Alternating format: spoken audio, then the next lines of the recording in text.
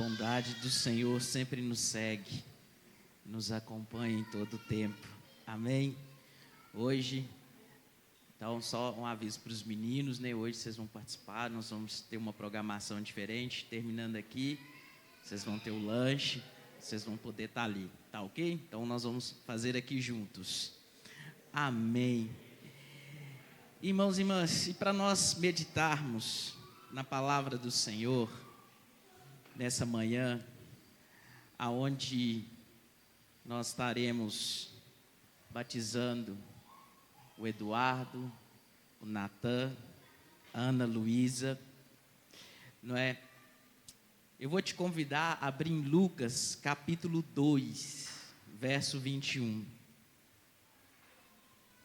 Não tem como fazermos esse momento sem falarmos do nosso Senhor Jesus, sem falarmos de família.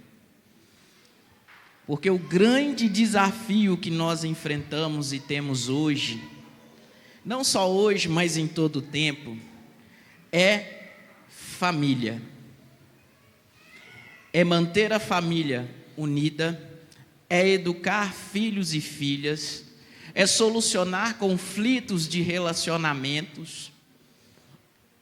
A família é o grande desafio que nós temos, aonde nós vamos aprender a viver o amor, perdão, graça, a dialogar. Tem um pastor que eu tive algumas palestras com ele, e ele sempre falava assim: a família é a escola do caráter de Deus. Porque se tem um lugar aonde não tem como a gente fingir, aonde não tem como a gente enganar, usar máscaras, é o ambiente familiar. Ali somos o que somos. Não tem como. Por isso Deus fala tanto do amor da família, porque Deus, Ele trabalha relacionamento, e nosso Deus, Ele é relacional. Nós somos criados para relacionamento. E é tão interessante que na Bíblia, se existe 4 letras, 4 consoantes hebraicas para falar o nome de Deus, que são impronunciáveis. E se nós pegarmos o que é chamado tetagrama de Deus, do nome de Deus, que transliterado da Iavé, e se nós pegarmos varão, varoa, que Adão disse lá em Gênesis, adivinha o que nós vamos encontrar? As 3 letras do nome de Deus estão no varão e na varoa. A mulher com uma porção dobrada, o homem com uma. Aí alguém pergunta, mas falta uma, que é a 4ª. Essa 4ª não falta. Essa 4ª, que é o Vav, no hebraico, faz a representação do filho, que é junção. Então, essa mulher com uma porção dobrada da letra do nome de Deus, esse homem com uma porção da letra de Deus, quando se juntam, a união dos dois gera a vida, que gera a última letra, que representa o filho. Então você começa a entender que o próprio nome de Deus carrega nele a origem, a matriz da família. Porque nós somos criados para relacionamento. Aí você começa a entender por que a família é tão atacada, por que a família é alvo dessa sociedade. Porque destruir a família, distorcer a família, é distorcer a maior imagem representativa de Deus sobre a terra. Porque em Gênesis nós somos criados à imagem e semelhança do Senhor, para quê? para nós termos domínio, ou seja, governarmos, multiplicarmos, cuidarmos dessa terra. E para isso nós refletimos Deus, está lá em Gênesis. Mas se eu distorço essa imagem, eu não reflito Deus, mas eu reflito outra coisa. E aí aonde eu chego, em vez de gerar vida, eu gero morte. Por isso que o inimigo ataca a família, porque ele sabe que se ele distorcer a imagem da família, todo mundo que for criado ali dentro vai ser criado, não é? E vai ser gerado naquele ambiente. Vai ser gerado de uma forma desconstruída, ou seja, vai gerar com problemas. Tanto que se você tem problema na família, você tem uma pessoa problemática. Porque a família tem problema, a pessoa é problemática. E por isso que Deus trabalha num conceito de família, porque Deus é a família que nos acolhe para nos restaurar, para nos transformar, para nos curar, para nos dar referência do que é relacionamento sadio, do que é perdão, do que é graça. Por isso que quando Jesus veio sobre essa terra, ele nasceu em uma família, cresceu numa família, seguiu os princípios daquela família na qual ele estava, que também foi chamada lá em Abraão por Deus, para poder ser então o primogênito de muitos que virão, como nós. Porque longe dessa família de Deus, a melhor descrição para as pessoas é como ovelhas sem pastor, se sentindo cansadas, sobrecarregadas, se sentindo desamparadas. Mas a proposta do reino de Deus é dar à família, é acolher, é restaurar marcas na nossa vida que vêm das nossas famílias, que por algum motivo, dentro dessa cultura, deixaram em nós.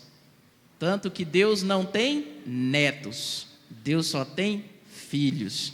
Porque todos nós precisamos passar, sermos restaurados pela paternidade divina, para nós sermos curados e vivermos em família. E aí Jesus, em Lucas capítulo 2, 21, seguindo as orientações para entrar nessa família e receber dessa família, ele segue, junto com seus pais, a prática, porque nós temos que entender sobre o entrar na família, o pertencer à família. Porque eu estou numa família não quer dizer que eu me sinto parte dessa família, nem que eu sinto que eu pertenço a essa família. E o mais trágico e triste na vida do ser humano é quando ele não se sente parte, nem se sente parte, nem que pertence à sua própria família. O que dirá mais da família de Deus? Lucas capítulo 2,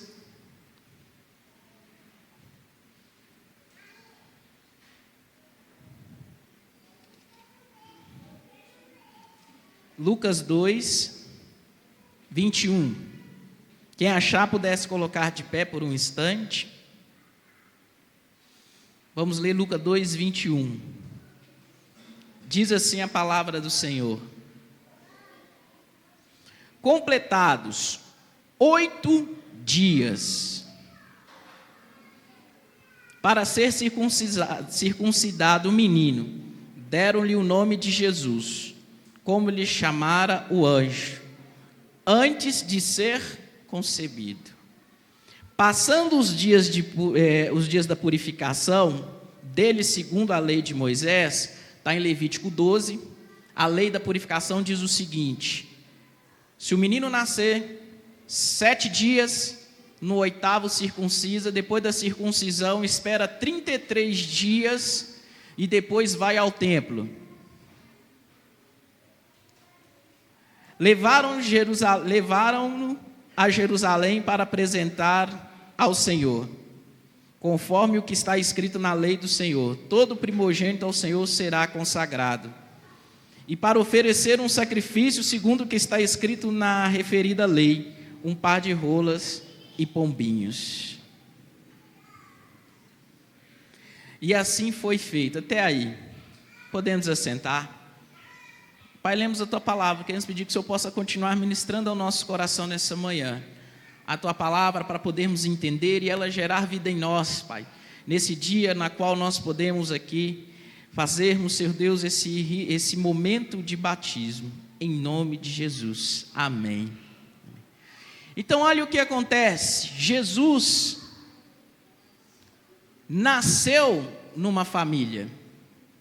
Jesus estava ligado à família, porque família vem do projeto de Deus e família representa Deus sobre essa terra.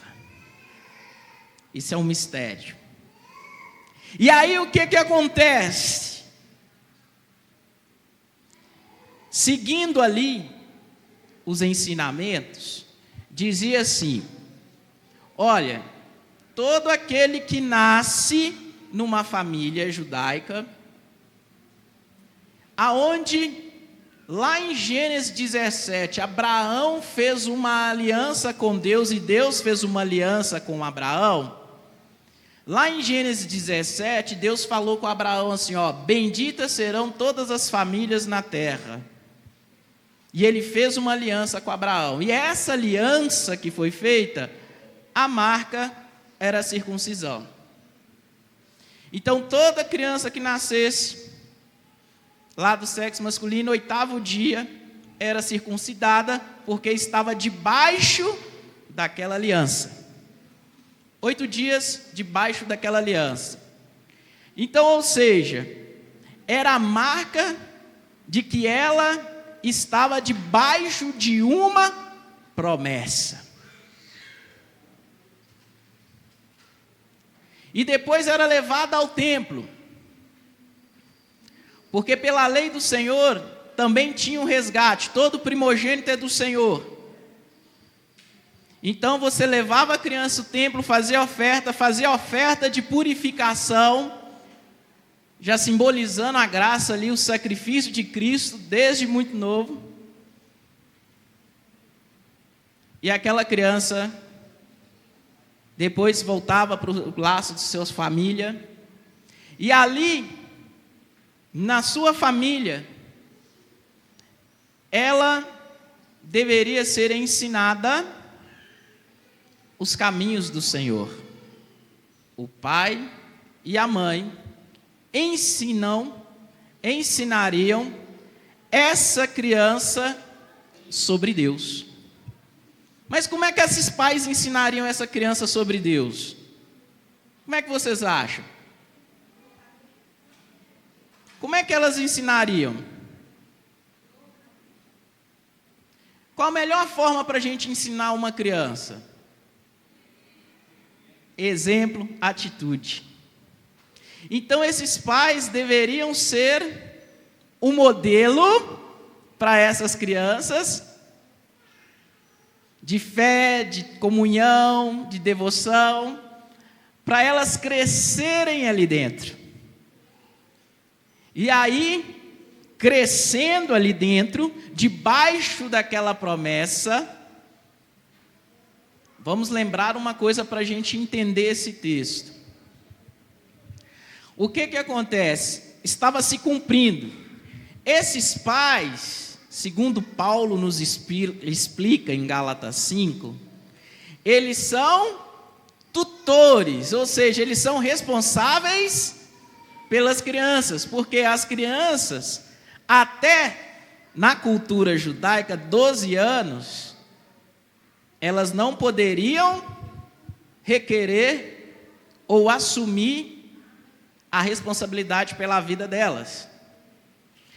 Porém, com 12 anos, meninos, se não me falha 13 as meninas, tem um ritual, Bat Mitzvah, que aquela criança vai ao templo, publicamente assume a fé dela, aquela fé que os pais ensinaram, assume as promessas que Deus deu a elas, agora elas assumem para elas, com 12 anos.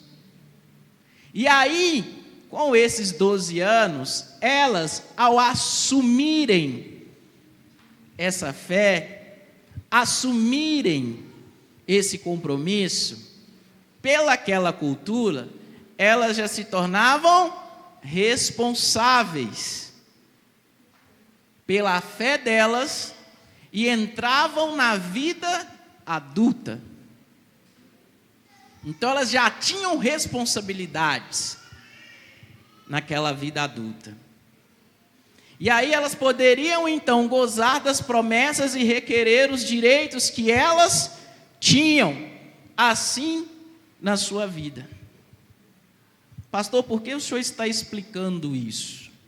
Porque eu quero que você perceba a importância da família no direcionamento da criança. Porque eu quero que você entenda o que eu vou ilustrar aqui agora para vocês. Por exemplo, vem cá, Nicole, Nicole, Leozinho e Kate. Os três aqui fazendo favor. Só para você entender.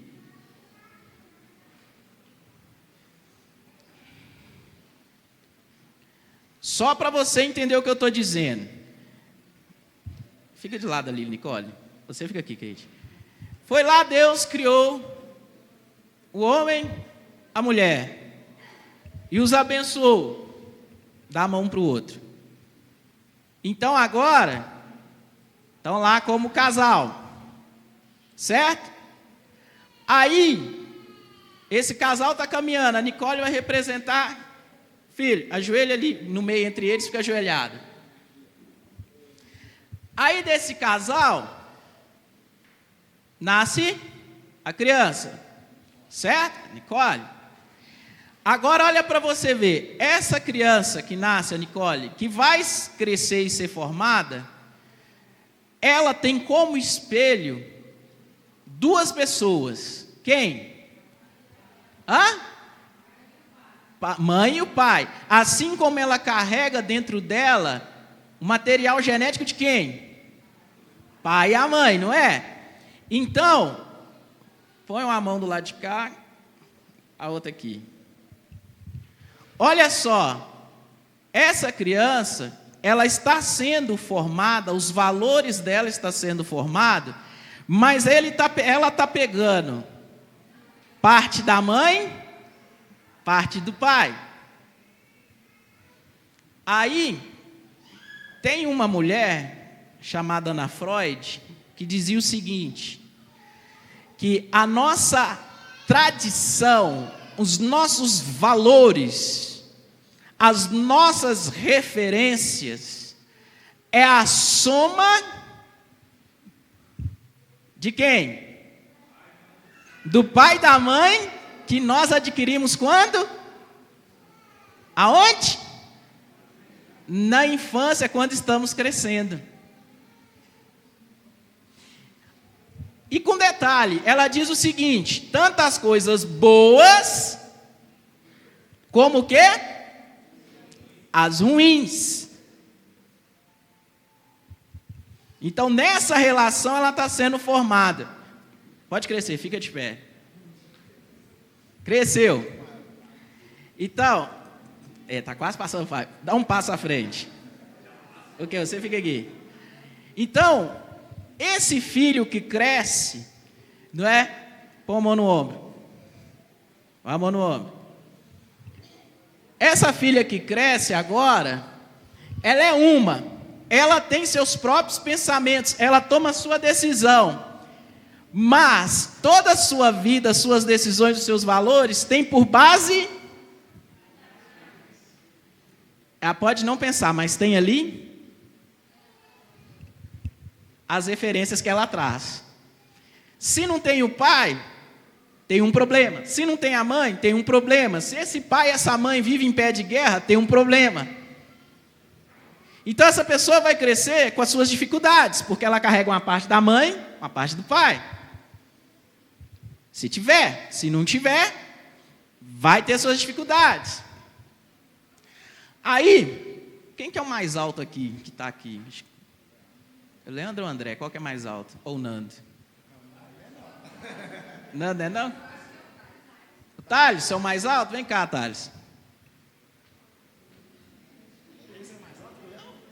Mais alto que o Leandro? Ei! Levanta aí, Léo. Aí o que acontece? Olha só. Então vai seguir a vida. Recebeu herança, ouviu falar de Deus. Fica aqui. A ideia dessa pessoa caminhar com Deus é o seguinte: que esse pai, essa mãe que fez essa referência, eles são... Põe a mão aqui na cabecinha do homem, põe a mão na cabecinha dela. Um modelo de Deus para ela. Só que, para ela receber isso tudo, essa herança, essas referências de quem é Deus, passa por aqui, e por isso que Jesus ao 8º dia foi circuncidado, depois foi levado ao templo. Por quê? Ele estava sendo inserido nessa tradição, nessa família, mesmo quando ele era pequeno, sem ter consciência. Mas ele já herdava tudo isso por causa de quem? Por causa de quem que ele herdava tudo? Pai da mãe. Porque o pai e a mãe têm a relação com Deus. Só que vai chegar um momento, o que acontece? Que apesar dela herdar tudo isso, ela ser criada, desde o Natan lá pequenininho lá, ó, não é? A Ana Luísa com seus pais, o Dudu também com seus pais sendo criados nesse modelo, eles estão inseridos na família, não é? Por esse ato simbólico do batismo, tem a direito à herança e tudo mais, mas vai chegar um momento que eles vão ter que assumir o quê? A fé deles publicamente diante de Deus e caminhar. Mas esse ato do batismo, assim como Jesus foi circuncidado e levado ao templo, é mostrando o quê? Que mesmo eles pequenos, eles estão debaixo do quê? Espera aí, Manuel, senta lá, Manuel. Eles estão debaixo de uma herança. Quando é que a gente pode tomar posse da herança? Só quando a gente é o quê? De maior. Não é? Então, eles vão instruir. Só que vai chegar o momento que o que acontece? Esse Deus quer dar um passo à frente. Agora põe a mão sobre ela, sobre a mão deles. Vai chegar um momento que ela vai assumir a fé.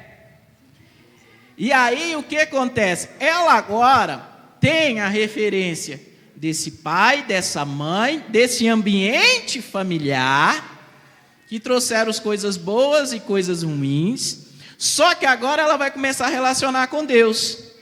E aí, à medida que vai relacionando com Deus, vai tirando a mão do pai e da mãe, vai afastando.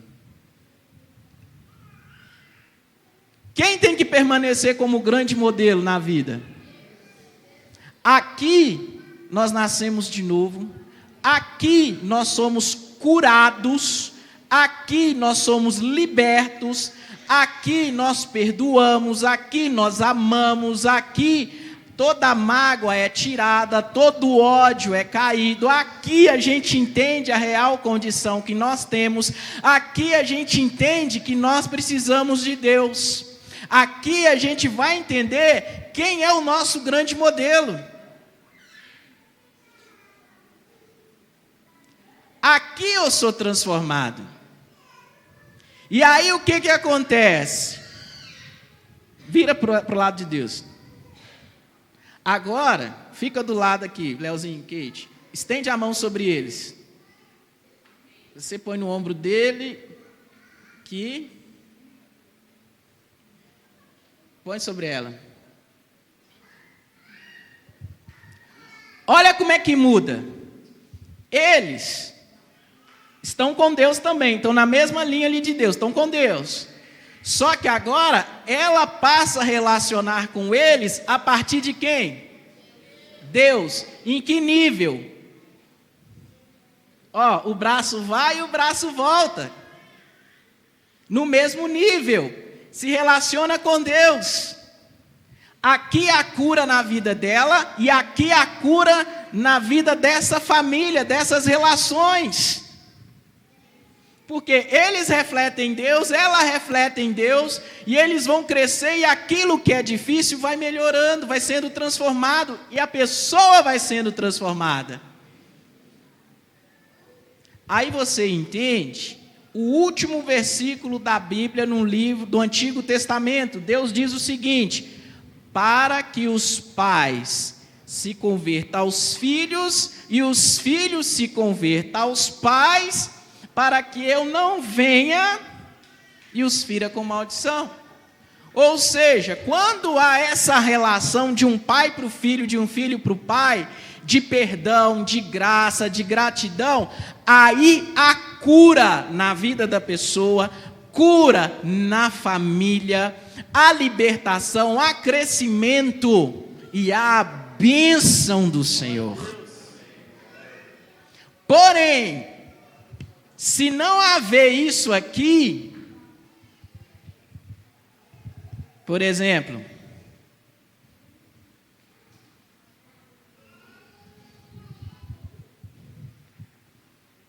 não tem a ligação, está com Deus, mas não tem a ligação. Provérbios 30:11, uma geração desonra o pai e a mãe. Independente do que esse pai e essa mãe fez, nós temos que honrar e glorificar. Porque por pior que possa ser, se você está vivo é porque te deu a vida. Então glorifica a Deus, agradece a Ele porque você está de pé. Ah, mas eu fui um acidente. Ah, mas tentou me abortar. Ah, mas não queria. Problemas. Você está de pé, dá glória a Deus. Porque Deus preservou sua vida, você está de pé, você está vivendo. Então levanta, glorifica a Deus e vai viver o projeto de Deus para a sua vida. E libera perdão para quem tem que liberar. Libera perdão e segue. Desgarra disso. Porque maior do que como começou é Deus na sua vida, na sua história, fazendo um novo projeto. E aí o que acontece? Porque Deus quer restaurar. Mas se não houver aqui, ó, quebra de geração. A primeira geração, como é que começa a quebra? Desonra pai e mãe. Provérbios 30:11. Aqui começou a maldição. Ah, mas eu tenho Deus, mas eu não me relaciono com eles, eu brigo com meus pais, blá, blá, blá. Eu tenho Deus. Beleza. Você está com Deus, mas você está quebrando. Vem cá, Daniel. Vira para frente. Agora fica aqui, ó. Põe a mão sobre ele. Põe a mão. Sobre aqui. O que acontece? Provérbios 30:11. Porque eu não restaurei as relações aqui, eu desonrei meus pais. Se eu desonrei meus pais, eu até relaciono com Deus, mas eu tenho dificuldade. Então eu quero desonrar os pais. A segunda geração que vem de mim, que desonra os pais, é uma geração religiosa.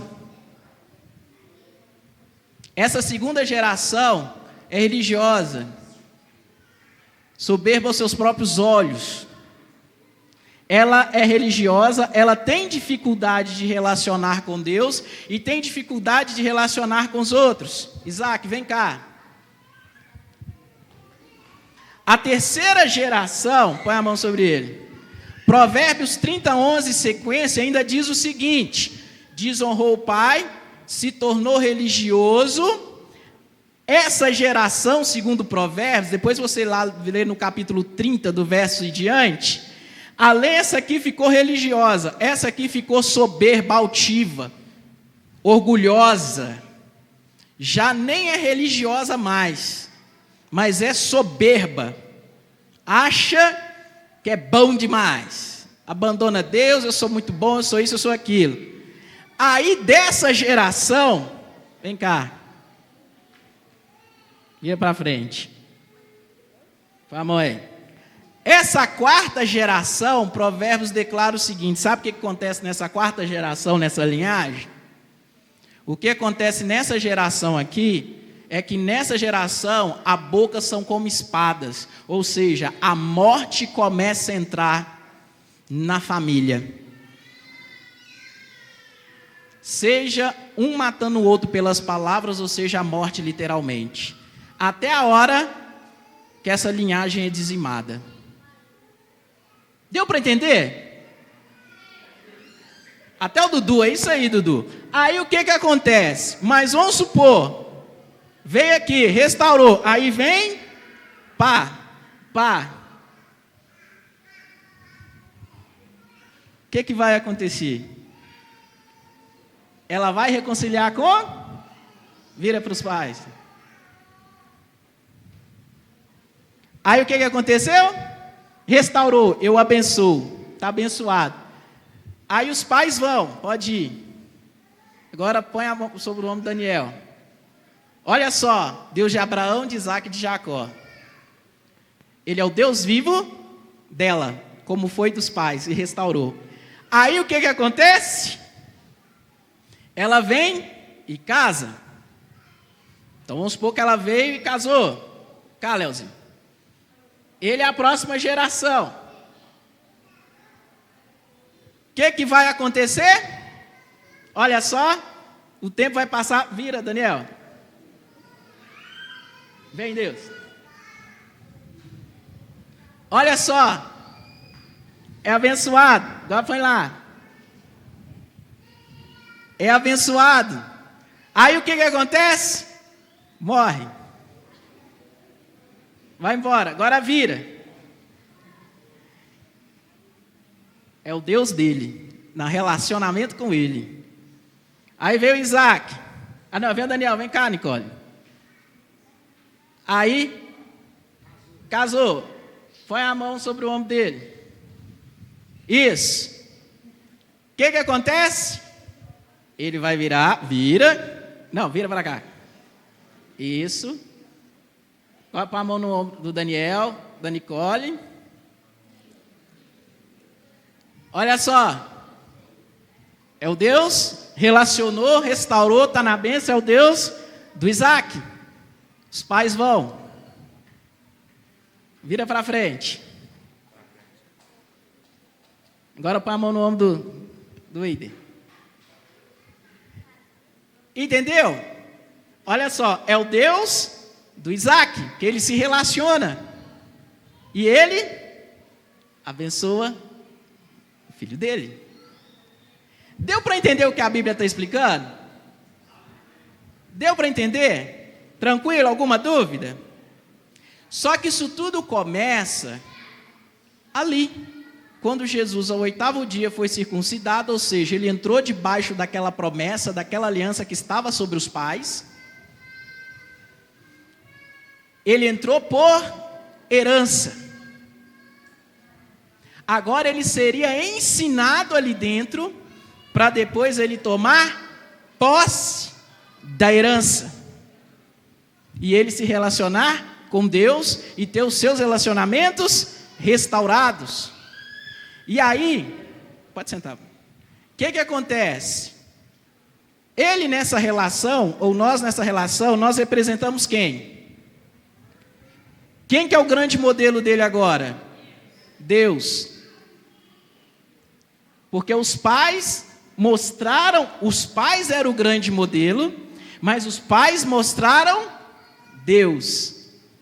E para ele, um grande modelo agora dele é Deus. Ele honra e ama os pais, mas ele entende que o grande modelo dele é Deus. Se Deus é o grande modelo e ele reflete o Pai, ele se vai tornar semelhante a cada dia a quem?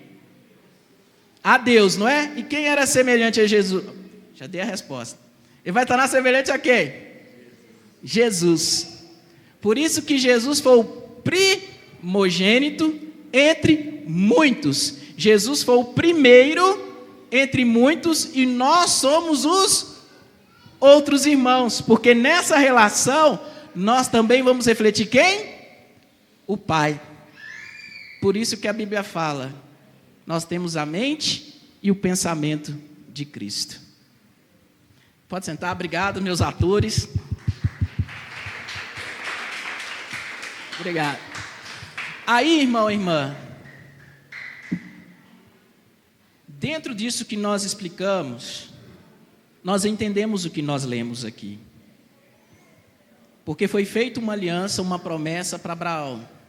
Jesus nasce nessa linha, nessa promessa. Então ele é inserido nela pela circuncisão, pelo cumprimento da lei, pela ida no templo. Só que, só ser inserido por herança, vai fazer dele um herdeiro? Sim ou não? Um herdeiro pode renegar a herança? Pode ou não? Pode, não pode? Então o que acontece? Por isso, ensinar o caminho em que a criança deve andar. Ensinar como? Com a nossa própria vida. Como diria Agostinho, fale, fale, fale. Se necessário, aliás, corrigindo, pregue, pregue, pregue. Se necessário, fale alguma coisa. Então Agostinho diz, né? Pregue para Agostinho, ele está dizendo, viva, viva, viva o Evangelho. Se você precisar, você explica o que você vive. Você explica por que você anda assim. Mas pelo contrário, pregue com a sua vida. E esse é o nosso desafio.